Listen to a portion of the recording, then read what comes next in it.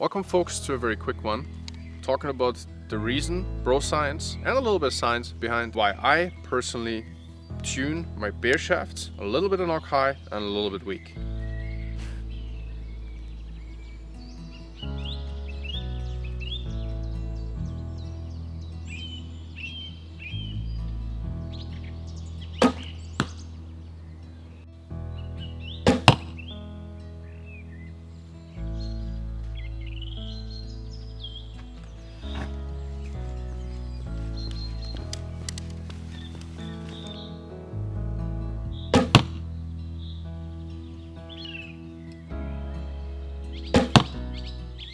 Hey folks, Max from Wilton's Finest here, just a very quick video.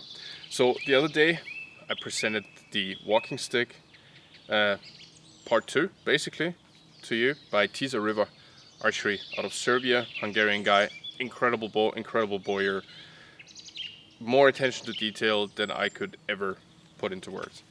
Now, while I was presenting this video, I also talked about the fact that I had him put a classic, by now classic, Vanguard rest on here, which is a monofilament bundle basically glued into a hole in the riser that is slightly facing forward and slightly facing up. Now, the reason I'm doing this is because I do like shooting vanes a lot. Here in my quiver there's two types of arrows. One is a classic setup of beautiful turkey feathers by Wild Fletching.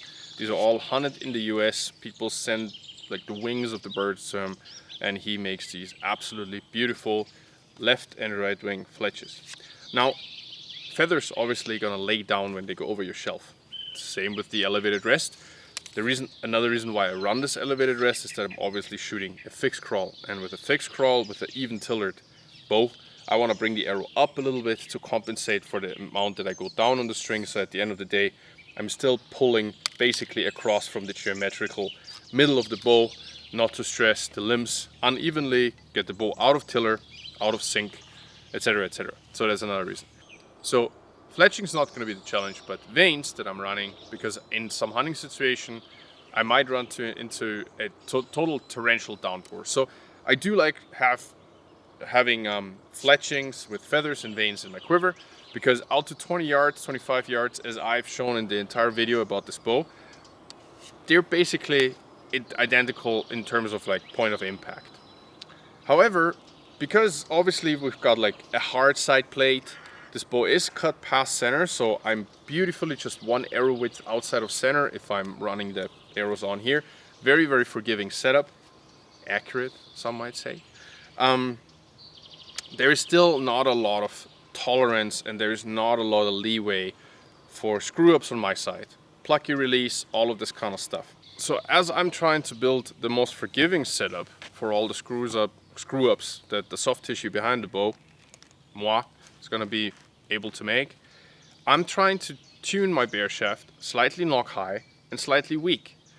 Because, two reasons. First of all, out in the woods, different shot angles, my nerves, etc, etc, I never pull the bow as perfectly nicely well as here on the shooting range, standing on even flat ground, horizontal to the target, having all the time in the world, being alone, no nerves, nothing. So if I'm tuning my bear shaft, that's my opinion, obviously, my experience, if I'm tuning my bear shaft 100% perfectly straight, knock point, all of this kind of stuff, with perfect finger pressure, perfect pressure on the bow, perfect angle, all of that, my window of tune, in my opinion, is very small. My tendency in the woods, as I know, under pressure, with people around me, in a hunting situation, all of that, I might skip a step. Is that ideal? No. Is this like telling everybody that I'm not training enough? No. But it's the reality and it's what my experience is. So my shaft's gonna react a little bit stiffer dynamically in the woods in a nervous situation. I'm not gonna probably get the perfect alignment. I might have a little bit of a screw up here, there, or wherever. And if my bear shaft flies perfectly straight out of the bow, the vane's gonna touch. That's the second reason. The vane's gonna have contact. So I'm gonna have the arrow, the bear shaft, also having less weight on the back, obviously, because vanes do weigh a little bit. They weigh about like 8 grains per piece, so That's 24 grains more weight on the back. That is gonna stiffen your arrow. So the bear shaft needs to be a little bit more weak. First of all, I'm not gonna be as perfectly in alignment in a stress situation. I know that. Second of all, vane's gonna have a tendency to stiffen the arrow and touch. Third of all, even with a perfect release, perfect setup and everything, the vane's not gonna fold down as easily, and I want them to have a little bit more space, not touching the rest and not touching the side plate of the riser, and just scooting around the riser a little bit, just with a tad bit of more tolerances and a tad bit of more space. Is all of this bro science? Yes and no. It's my experience, and I've really looked out for these things. I really tried to look at this specific thing, testing it back and forth, and I found that a perfectly tuned bear shaft is gonna cause erratic arrow flight for me, not with the fletchings, with the feathers, but with the vanes. A more knock high, weak shaft is gonna give me perfect arrow flight, usually with a little bit more leeway on my side.